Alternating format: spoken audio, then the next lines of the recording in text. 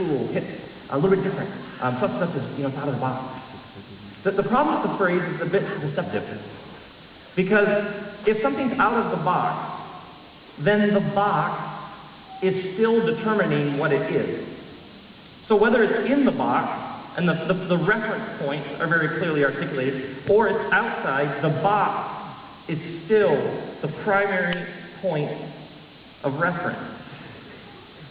But when you get into issues of where and context, then it's less about his essay as out of the box. His essay raises another, much more profound question. There's the box. Because the reference points essentially are sort of gone. Art theorists call these framing contextual reference points, they call them insulators.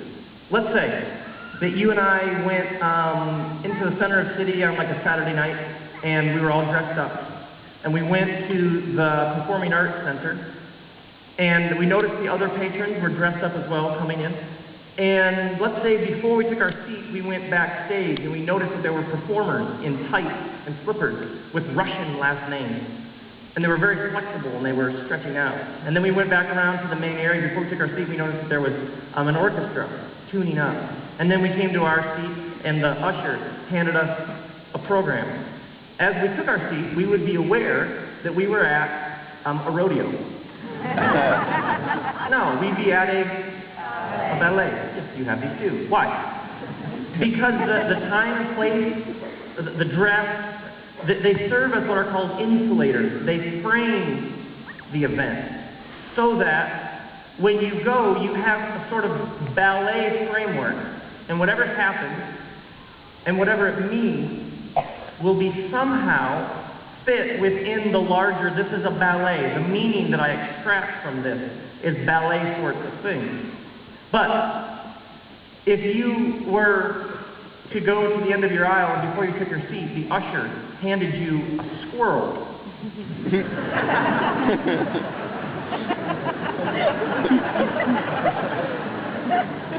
You'd have a different sort of experience. And if you said, "What?" the usher would say, "Squirrel." So the questions aren't really questions of what content, because it's a squirrel. Hey buddy, it's a squirrel. The questions are, where do I put this in my frame of reference? Because one of the standard insulators has been removed, and now it's not really a question of what is this. We're at a ballet and it's a squirrel.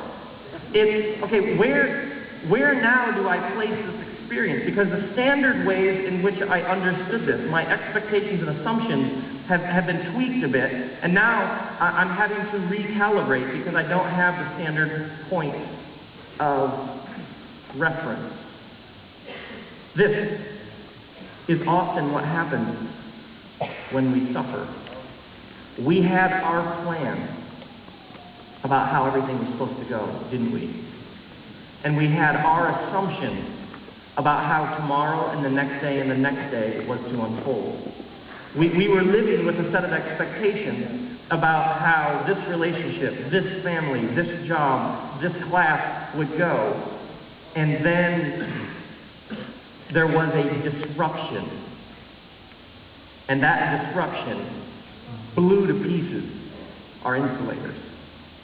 And now we're left having to imagine a new tomorrow, because the tomorrow that we are planning on is gone. And so it's difficult and hard, and we wouldn't wish this upon anybody, but key word here, imagine. It's interesting when you survey people, when you ask people questions about their journey. When you ask people, tell me about the 3 or 4 or 5 most significant moments in your life that shaped you, that formed your character, that altered the trajectory of your life. Well, you will rarely find people saying things like, well, a couple years ago I got a new car. Oh, really? Well, that's profound. Yeah, that sounds like it really took things in a whole new direction. No. It's interesting, when you ask people, they say things, they talk about traumatic moments. She left me. And all of a sudden, everything changed. I lost my job. I found out he has cancer. And the whole thing changed. And so we don't want to bring this upon ourselves. We won't wish this upon anybody. And yet suffering has sort of within it the seeds of all sorts of creativity and imagination. When you talk to people about moments that radically alter the trajectory of their life, that shape them into the person they are, how come we would never wish this upon ourselves? And yet often you will find that the things that people mention were hard, unexpected, painful, bloody, traumatic. And yet within it was this explosion of new life. There's